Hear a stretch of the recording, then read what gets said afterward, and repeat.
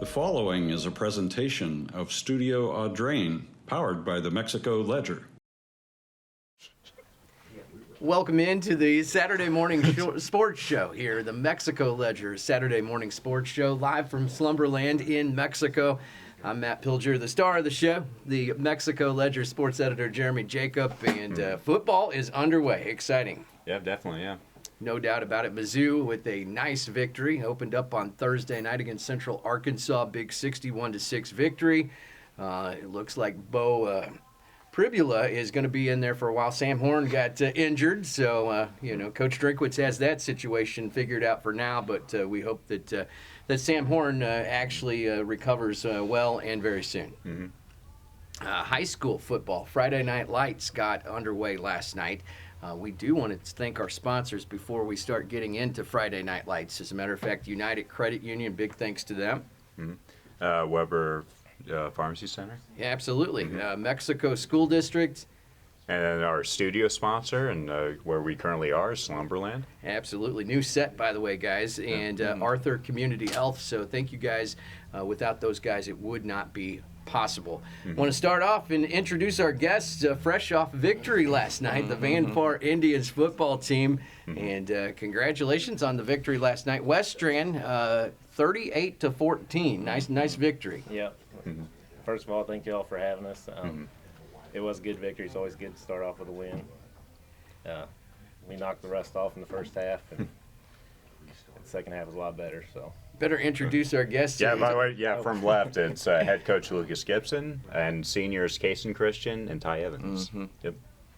And we also have another player here. He's off camera right now. He's going to come on here in a little bit, but we're going to talk a little bit about that win last night. Coach, just kind of summarize up, getting everything off and rolling, being on the field, actually, playing against somebody else. How did that feel last night? yeah, it felt good. Like I said, first half we knocked the rust off, trying to get people in the right position still. But yeah, overall, it's a successful night. Quarterback Casey Christian, we're going to bring you in. This is your first year starting at quarterback, backup last year. How did it feel to be, calling the plays last night? What was that like for you? It was good. Big thanks to the O-line, keeping me protected all night. They make my job a lot easier. When I got 5 seniors in front of me, it makes my job easy. So, yeah, big thanks to those guys. And the running backs, too. Jeremy? Yep. Go right ahead, man. You're up. Yeah, and ask a question to Ty Evans here. So you played this team, West Strand, start off the year last year as well. So is when it comes to playing West Strand, what things that did you guys want to focus on heading into the game? Just making sure we don't start off slow. I mean, we had some new guys in new positions last night, younger guys, but, they held their own, and it was just we needed to come out, hit first, hit harder, and that's what it came down to. Second half, we were in really good shape, and we were able to just keep on going. Let's talk a little bit about Van Far football. We were talking a little bit beforehand. You guys are really trying to change the culture over there and get everybody interested in Van Far football. It was known as a basketball town for a little while, but I think there's interest in it. Last year, 8-3. A 5-0 start. I know a lot of people were talking about Van Far football. Yeah. What's the feeling? What's the mood around school for the Van Far football program?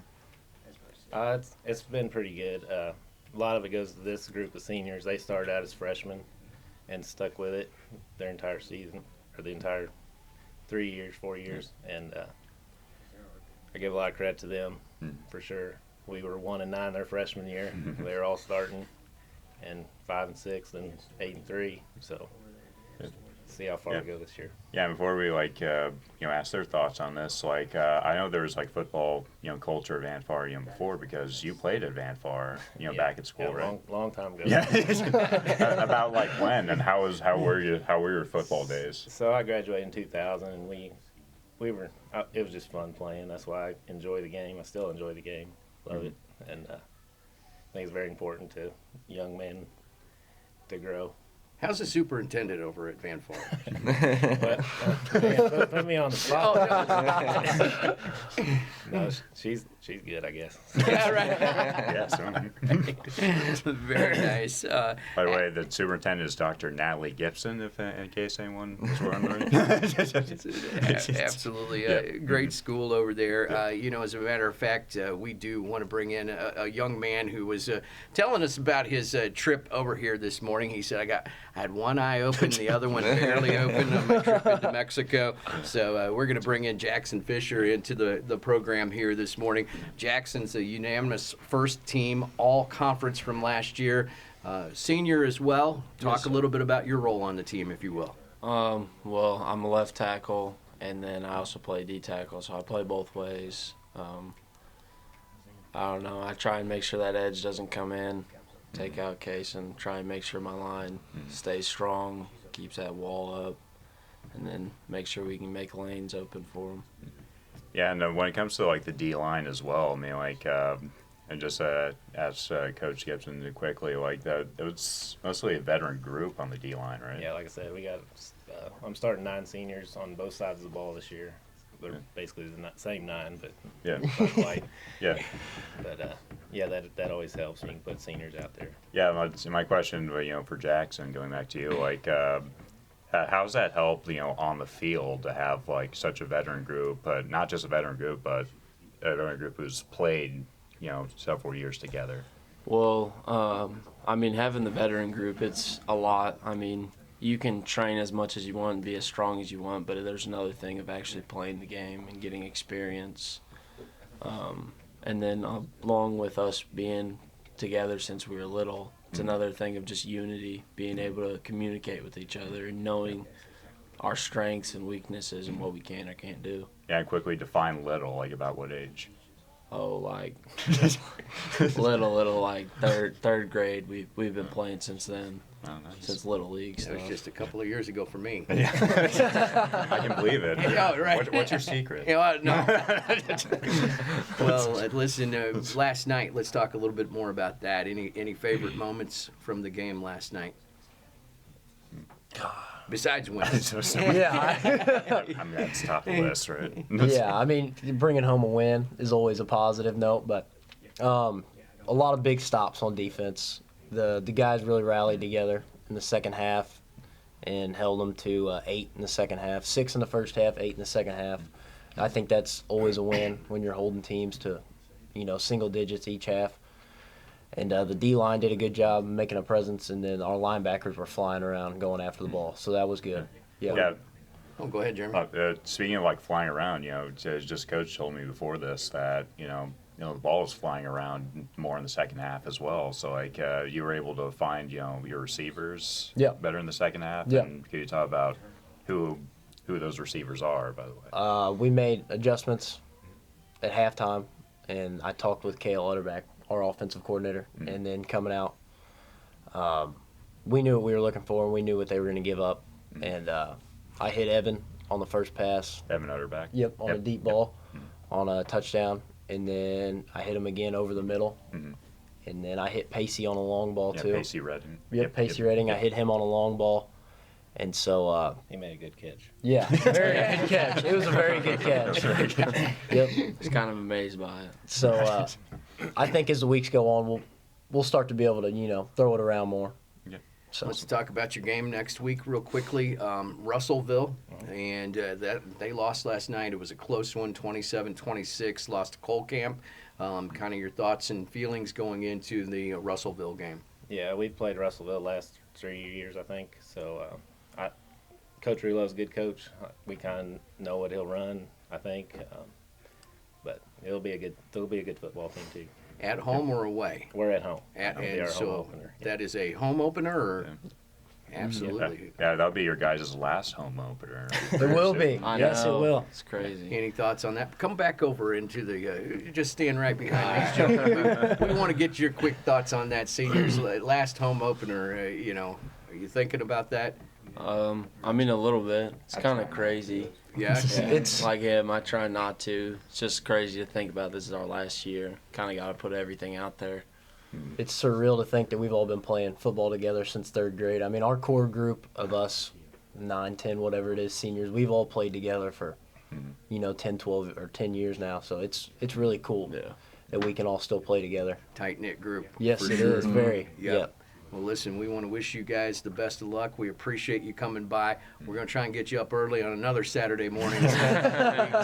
Come back in and Good talk after to a us. home game. Yeah. We'll have donuts Yep. and bacon, I promise. All right. Thank you guys so much. Good luck on the season. Van Far Indians last night. We want to thank head coach Lucas Gibson, also quarterback Kaysen Christian, and Jackson Fisher, and Ty Evans. Thank you guys for coming in, and good luck next week. Thank you guys for having us. Yeah, Thank you. Thank you so much. And, as we kind of have these guys go and get ready for next week, we want to, again, thank our sponsors. And we're going to start off with our studio sponsor. Logan Ray built this set, and, man, does it look nice. Yeah. We got some helmets back here, but any high school football teams out there that we're covering, we're trying to get a hold of. I know Missouri Military Academy is going to give us a helmet. Van Far's coming in, so we're looking for some more decor, right? Yep, absolutely. Yeah. So our other sponsors, starting with United Credit Union, And also Weber Family of Pharmacies Mexico School District. and Arthur Community Health. And of course, we have thanked Slumberland. We're going to go over a couple of scores as we're getting ready to bring in our next guests. Last night, Centralia defeats Mexico 26-14. As we told you, Van Far over West Strand 38-14. Hannibal with the loss last night. 26-20 to Helias. North Callaway defeats South Callaway in the Kingdom Cup, 34-14. Southern Boone, who Mexico is going to be playing at home next week, they lose to Odessa, 28-13 last night. And of course, Van Far, who's going to take on Russellville next week. Russellville loses to Cole Camp, 27-26. Yep. Good to get the season open. As we have our next guests in, Jeremy, tell everybody who's just sat down at the seat here. Well, we have Mexico contingent here. First, the athletic director, Brandon Schafer, and the head football coach, Steve Haig. Thanks for having us. Yep, absolutely. Thanks for coming in again. We certainly appreciate you guys coming in this morning. Got the season off and rolling. Coach, we want to talk to you a little bit last night. Little bit of a slow start, but a really good second half, I thought. Kind of your thoughts on the Centralia game last night? Well, we kind of knew going into it. I think it's kind of a flip of last year. I think we were a little bit older and Centralia was a little bit younger. Now we kind of flipped that script a little bit. And, going into it, we have about 5 or 6 guys who play a lot of snaps since they were sophomores in that senior class. But now we surround them with about 5 or 6 guys who haven't seen a lot of time on the field. And we just knew that they needed to play some football. And I think early in that game, you just kind of saw that they were learning it. And then at halftime, made a couple adjustments defensively and came out and told those linebackers, hey man, you got to get downhill against this. And I think they learned from that first half, and the growth from the first to the second half was really big for those guys. But you can't make mental mistakes, and also you need to keep the ball in your hands. And I think that was 2 things that probably hurt us there in that first half. If we can stop them on that 4th and 5 in that first drive, and if we can hold on to the ball in that first offensive series, I think then that first half probably turns out a little bit different, and a little closer ball game at the end.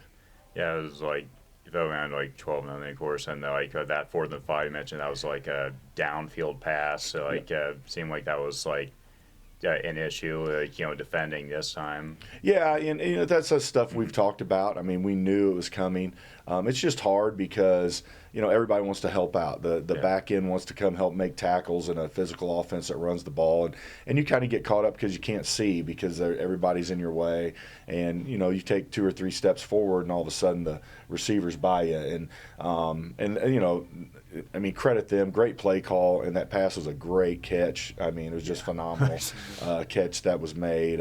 That ball's probably another half an inch further, I don't know if he makes that catch. And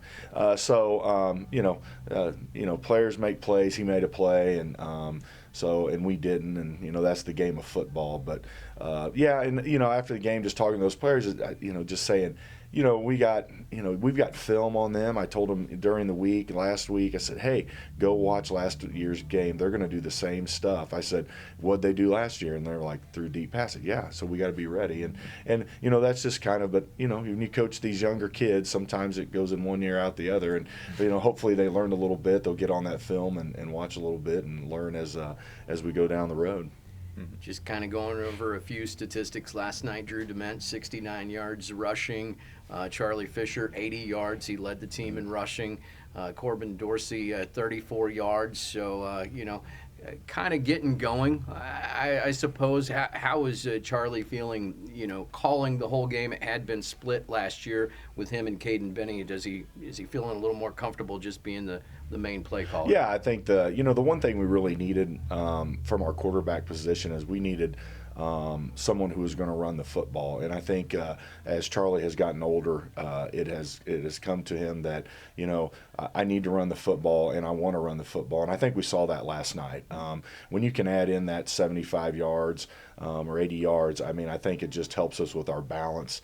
Of course, Drew and Corbin do a great job. What I saw from Corbin last night, and I was talking to the coaches, is boy, he really got vertical quick and ran physical, and I think that's going to help us here in the future. And Drew's always done what Drew does, so he does a great job with it. And the fullbacks did a good job as well. And as we start to develop that fullback position, because we got new guys in there that have never carried the ball, I think it'll just help us down the road, and they'll get better.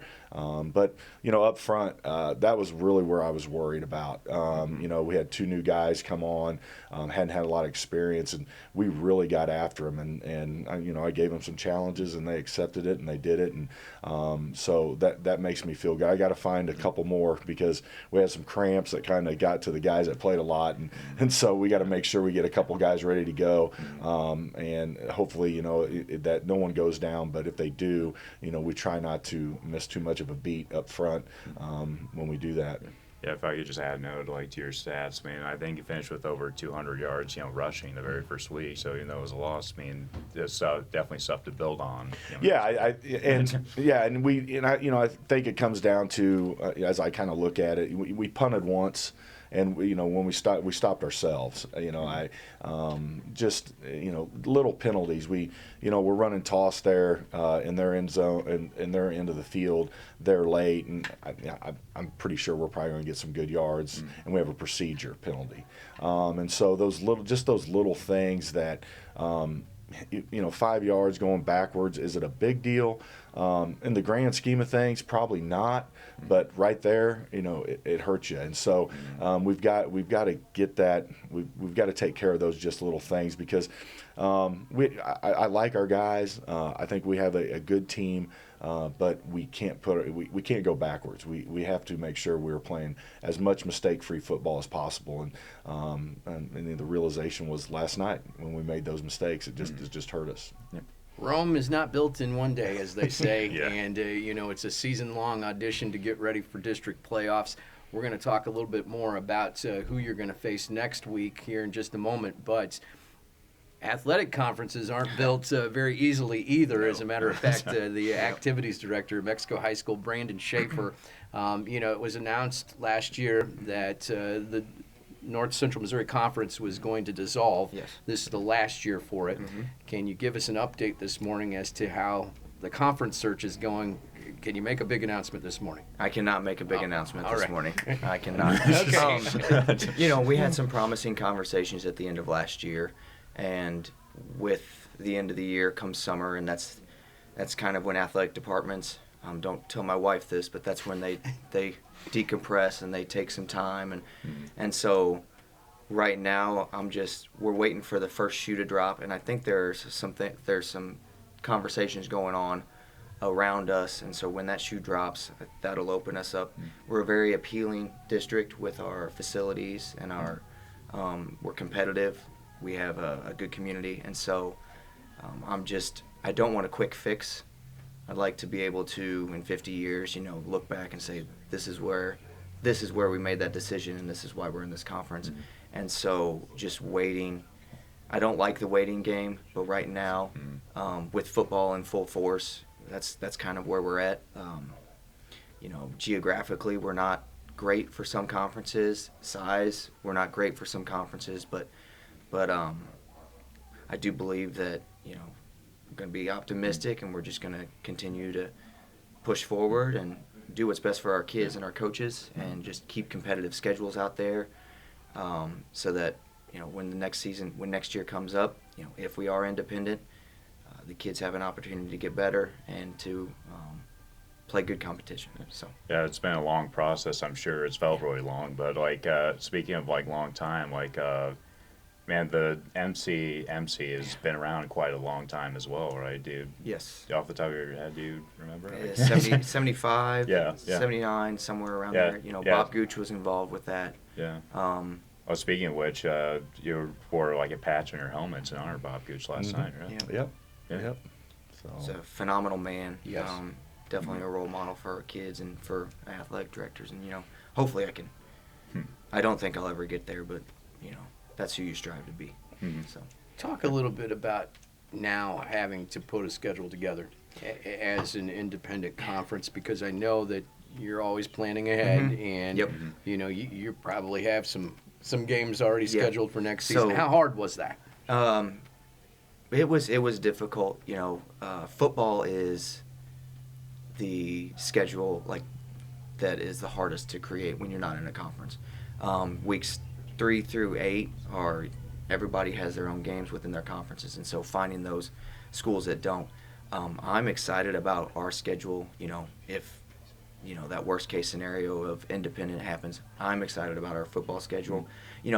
I can manipulate our softball, our volleyball, baseball, basketball to what's best for our kids. It's the football one that is most difficult, but we're adding a few really good schools next year in Monroe City and Bowling Green to our schedule. The one that's kind of an outlier is Rolla. We have them set for week 7, but we take MICDS off of that and we add that, so we'll get bonus points there. So it's We're used to traveling to Yeah. Rolla for the holiday right, tournament for basketball. so Exactly. it'll be all right. And I was able to keep Centralia and Fulton on that schedule too, to keep those rivalries going. Good. So it's a fun schedule. It's and geographically, I think it's better for us. Obviously, I want to be in a conference, but luckily, working with Matt Chance and Brock Idris at those two schools in Bowling Green and Monroe City has been really helpful. And so, Yeah. and Coach Haig is always having good conversations with coaches, and Yeah. so I lean on him pretty heavily for those schedules. Yeah, we're definitely going to get to Coach Hagan football in a second, but since we have AD here, I have a couple more questions about other sports. So Okay. you mentioned the facilities not Yeah. too long ago, and Right. it seems they've improved recently. You Yeah. got a new softball field, Yep. new turf field, Yep. and I think there's also going to be new tennis courts. Yep, correct? tennis courts are going in behind the softball field. The softball field is beautiful. We've added a couple of little things to them. We've improved the bench area for them, the dugouts, and so with the turf, it's just going to open up a lot of opportunities for our kids and for our community. If you go by there any night, you're going to see people on that field, and it's taxpayer money that help pay for that, and so I feel like if the community needs to use it, I do what I can to get them on that field. And then the tennis courts, if you go by Plunkett, the lake, it's going to be a really cool complex with the tennis courts there. It's going to be a nice retaining wall, and I'm excited. The facilities in Mexico are going to be state-of-the-art, and I compare them to, bigger schools in Columbia.